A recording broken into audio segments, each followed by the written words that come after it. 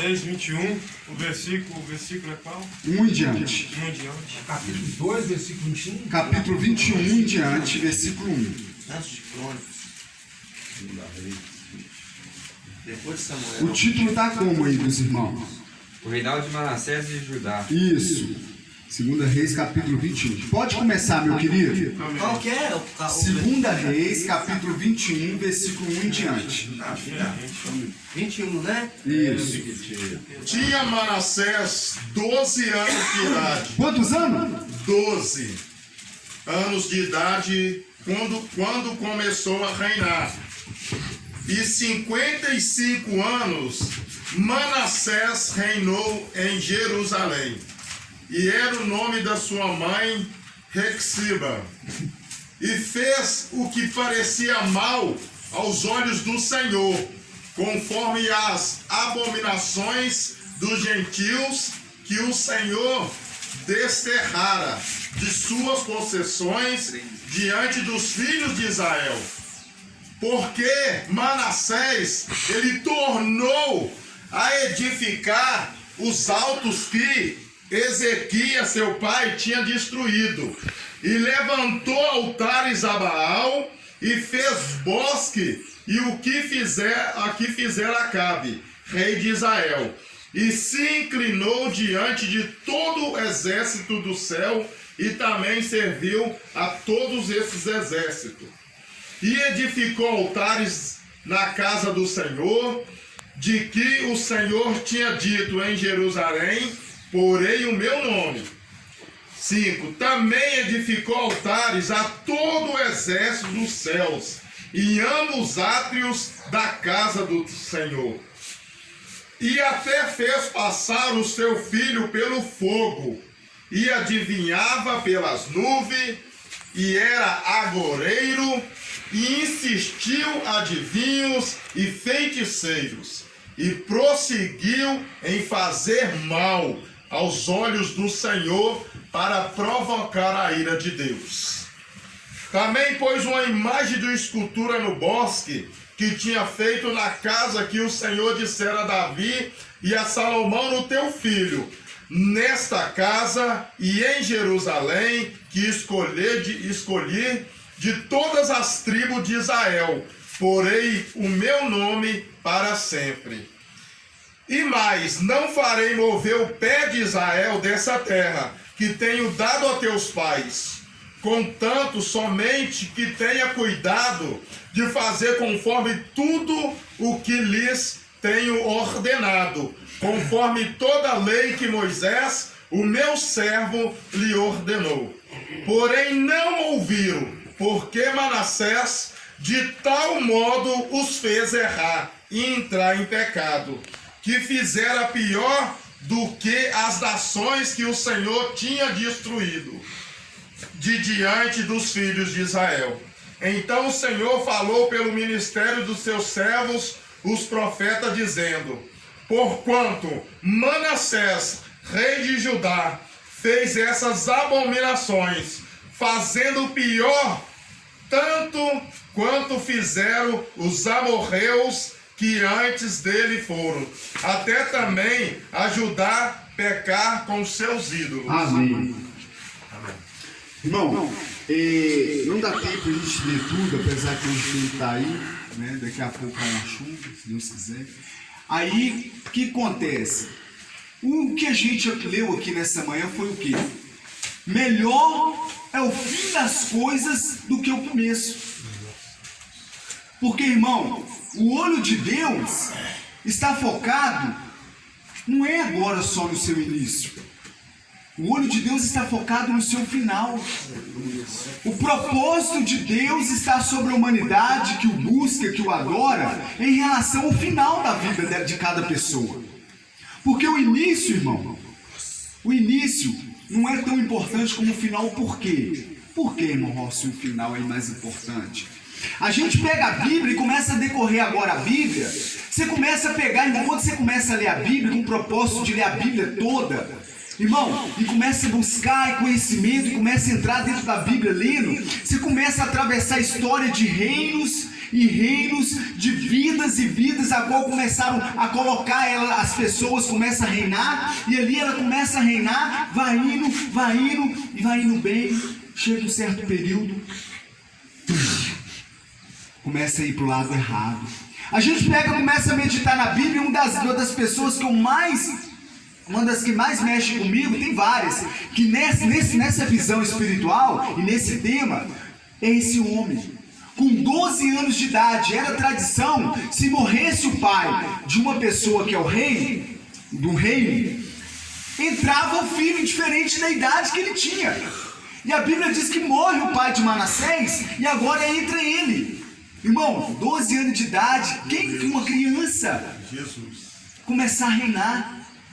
E ali ele começa a reinar, começa a edificar os altares, tirar os altares de Baal, tirar as abominações, as idolatrias, e ali ele vai com a unção de Deus, e lógico que no meio do reinado, era fácil às vezes de reinar devido à situação diferente de idade, porque tinha os conselheiros. Tinha os anciões dentro do palácio, os conselheiros, os homens sábios, a qual ficava ali tomando conselho junto com a rainha, junto com seus irmãos, o que atitude ia tomar, de acordo com uma regra, de acordo com alguma lei, alguma coisa em relação ao reino, irmão, eles iam e ajudavam. Então ele via e conhecia a história do seu pai, que também começou bem, mas chegou um período da sua vida que permitiu que no reinado entrasse idolatria, entrasse coisas, irmão, que abominavam aos olhos de Deus. E a história do povo de Deus, o povo de Israel, era latente. Era como se você, que já tem sua família, ouviu falar do seu tataravô, que era um homem que foi caçador, que era um homem que foi isso, que foi aquilo. As histórias vinham também trazendo para dentro do reinado do povo de Israel. Então eles ouviam falar do passado, que quando eles obedeciam e adoravam um só Deus, algo acontecia. Então ele sabia que a verdadeira adoração era somente dada a quem? A Deus. Aleluia. Mas ali, irmão, chegava certa situação de todos os reis que passou. Teve momentos bons no início, mas no final, a maioria deles, ou não dizer todos eles, pode contar no dedo. Eu não me lembro nem muito quantos que conseguiu chegar no final do seu reinado bem, a não ser Davi.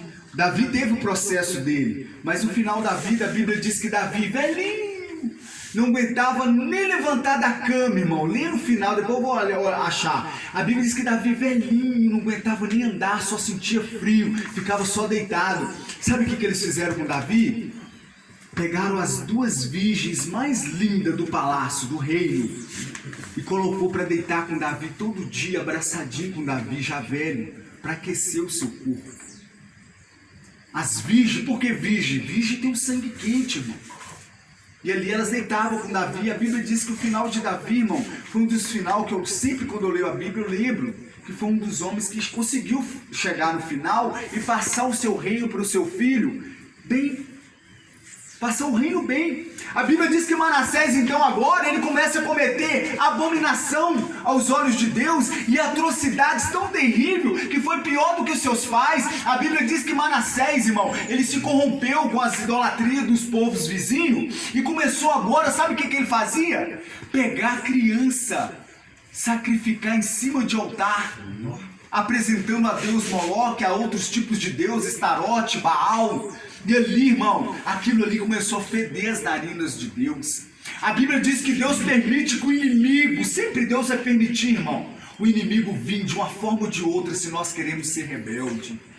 Sair daqui, começar a caminhada e não querer obedecer a palavra, para mim e para você não tem mais volta, irmão. Há um peso sobre essa palavra que hoje, de verdade, que está sobre nós. Deus nunca vai permitir eu e você no socialzinho, só na bebida, só dando a bola, só dando um raizinho aqui de quebrada, porque Ele vai permitir, irmão. Sabe por que muitos de nós vai todo? Ah, é só um, mas desse só um, irmão, entra 7 demônios que nos arrasta a querer fumar a pedra do mundo todo. Arrasta-nos querer fumar os túnel de cachaça todo do mundo. Você já viu quando você para e na hora que você quer tomar um gole ou fumar uma pedra, parece que você quer fumar tudo, mas não é você, é a legião que Deus permite. Que isso, irmão Rossi? Deus permite Satanás? Com certeza. De onde vem Satanás? De rodear e passear pela terra. Viste meu servo Jó? Ah, mas ele tá assim, ele é fiel porque ele tem tudo. Toca no que ele tem então, Satanás. Só não toca na alma dele. Irmão, Satanás, para ele vir tocar em você, ele nunca toca no ungido de Deus se Deus não permitir. Ele vai até Deus e ele é como instrumento de Deus de justiça para arrastar nós de novo para a presença de Deus. Você sabia que Deus usa crack? Você sabia que Deus usa cachaça? Que isso, irmão Ross? Misericórdia. Deus usa o crack, irmão, para nos colocar um anzol no nariz, fazer nós chegar no fundo do poço, nos apertar como o azeite é pisado, para que nós possamos espirrar para onde Ele quer, que é esse lugar. Aleluia. Que é para obedecer a palavra dele. Glória a Deus. Deus usa cachaça para fazer você virar um pinguinha, ficar no meio ali daquele sindicato de cachaceiro. Tô falando assim porque eu também fui noiado, irmão. Não tô falando isso para te menosprezar, não. É só pra gente ter um linguajar mais claro. Ele permite essa situação, ele usa essa situação se queremos ser rebelde. E isso vai vir, irmão, até a gente não entender ou dessa sepultura ou vem aleijado, ou então, irmão, a gente converte e serve a Deus. Amém. Então que a gente vem entender que o melhor do que o início é o fim. Então a Bíblia diz que Manassés começa a fazer essas atrocidades, Deus permite que o inimigo venha e ele toma todo aquele reino, leva eles cativos, e a Bíblia diz, irmão, que o inimigo de Manassés, irmão, é muito forte essa parte, ele lança um anzol sobre um anzol grandão sobre o nariz de Manassés com uma corda e sai arrastando o rei de Israel ao público, andando devagar e ali caminhando, e todo mundo vendo o rei de mão amarrada, com o nariz com anzol e sendo arrastado, irmão. Humilhação. Quantos aqui já se sentiu nessa situação? Sabe por quê? Porque isso é bíblico. Nunca você e eu vai andar, irmão, do jeito mais que nós queríamos. Temos que render a vontade de Deus. Aleluia. Nos resta é só render a vontade de Deus. Se nós passearmos na Bíblia, Salomão, um homem sábio, constrói o templo mais lindo do mundo, as pedras do templo, de jaspe, os muros de ouro, o interior do templo, todos os utensílios do reino, foi o templo mais lindo da época, irmão. Davi construiu um, entenda. Deus falou com Davi que era para construir um de pedra, de físico, mas aí ele corre e passa essa incumbência para o seu filho Salomão, constrói, faz, o homem sábio, vinha a rainha de longe trazer iguarias. Nós conhecemos a história de Salomão, no seu harém com 300 mulheres, 700 concubinas, um homem que tinha, irmão, poder, tinha sabedoria, um homem a qual a mulher entra dentro da casa, dormindo 2 mulheres dentro da casa. Nós já conhecemos a história, 2 mulheres dormindo dentro de uma casa, as 2 tinham ganhado o menino na mesma época, e a Bíblia diz que de noite as 2 deitadas, uma agora vira, dormindo, deita em cima do menino, sufoca e mata o menino. A outra dormindo do lado, irmão. A Bíblia diz que ela olha para o filho da outra e olha para o filho dela que não está mais respirando, a outra roncando igual uma leitoa. Ela pega o menino de ponta de pé, pega o menino vivo, coloca o menino morto, porque eles pareciam, era da mesma idade, novinho, que é difícil diferenciar bebê pequenininho e às vezes da mesma cor, e por ser da mesma raça, do mesmo local, então acaba sendo quase igual. A Bíblia diz que ela pega a criança e deita do seu lado e deixa morta lá. A outra acorda, olha pro menino e começa a chorar e fica desesperada. Só que ela começa a reparar, mãe é mãe, né, irmão? Meu Deus. Ela começa a reparar e vê que a criança, irmão, ela era dela, mas não era aquela dela. E ficou naquela dúvida, aquele negócio, aí elas começam a discutir. A outra, não, essa é sua, não, essa é minha, essa é sua, essa é minha. Leva até agora Salomão. No início do reinado de Salomão, não sabia nem muito o que fazer, mas Deus já tinha dotado ele de sabedoria. Chega diante do rei, imagina as duas chegando aqui, e o súdio de Salomão, e Salomão sentado no trono, e Salomão na sua sabedoria, porque a sabedoria, irmão, não está no falar. A sabedoria está no ouvir. E pensar antes de falar, para que você não venha fazer o que você às vezes tem feito. Nós temos feito atitudes precipitadas no falar, você acaba se engraxando o bigode. E a Bíblia diz que Salomão agora sentado no trono ali, todos ali para julgar, e elas começam a falar: não, é porque eu estava deitado, meu filho, nós moramos na mesma casa, e o meu filho agora não é esse, ela me colocou do meu lado, esse filho aqui é o dela que está morto. E começa aquela confusão, e Salomão calado. Eu começo a imaginar, irmão, Salomão, o ouro, o esplendor da glória naquele palácio, e Salomão ali. Deus vai e toca no coração de Salomão: pega a espada. Aí, imagina um silêncio naquele salão. Na hora assim. Pega as crianças agora, coloca elas sentadas, coloca elas em cima desse altar, desse patamar. Irmão, na hora que pega as duas crianças e coloca, só que pega a Bíblia e coloca separado. Salomão agora pega a espada e vem andando em direção à criança. Eu vou partir a criança no meio, aí eu dou um pedaço para um pedaço para outro. Mas irmão, olha que sabedoria. A mãe, que era mãe da criança, naquele momento, irmão, ela: não, meu senhor, pode dar esse menino para ela, porque eu não quero que faça isso com meu filho. A outra parte, eu quero só a metade, eu quero a cabeça para cima, eu quero perna para baixo, eu não sei qual foi a opção, mas ela queria que matasse. Salomão aproximando da criança, as duas mães, uma do lado, ou do outro, irmão. A Bíblia diz que Salomão agora manda entregar o filho para aquela que pediu para que não matasse. Ele discerniu, porque o amor de uma mãe é inconfundível. Ele entrega nas mãos daquela mãe a criança que era verdadeira. E aí, irmão, foi o julgamento, o primeiro julgamento de Salomão diante do seu reino, novo, já jovem ainda.